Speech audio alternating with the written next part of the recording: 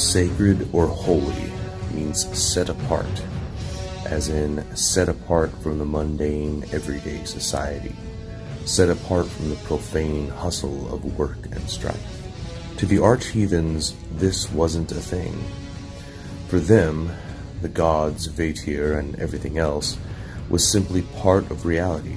The idea that we must set aside a sacred space has some bearing, but in animism, the sacred and mundane are one.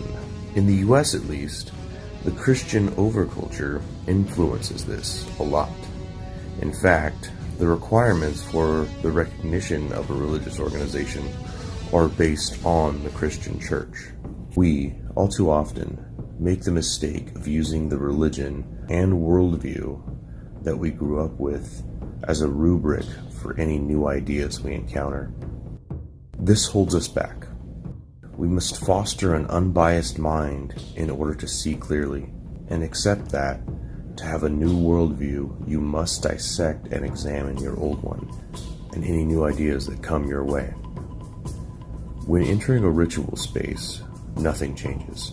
No spiritual switch is flipped, no change takes place, you don't enter a nexus in the veil. What does change is the acknowledgement of symbolism and focus on the spiritual. At the beginning of Bloat, I explain why we are gathered and what we are giving worth to. After this, I raise my arms in the form of the Algiz rune. It is then that the rite begins. I hail the god, gods, or spirits, and ask them to bless the horn, using my ritual hammer to make the sign of the hammer of Thor, because his hammer was used to bless, over the horn. The horn being symbolic of the well of earth, whose waters feed Yggdrasil, and Yggdrasil feeds us. This is all symbolic. Everything is symbolic. The only difference between the sacred and the mundane is you. When something is important to you, it is sacred. When you build an altar, a holger, or Ve, it is for you. It reminds you of what is important to you.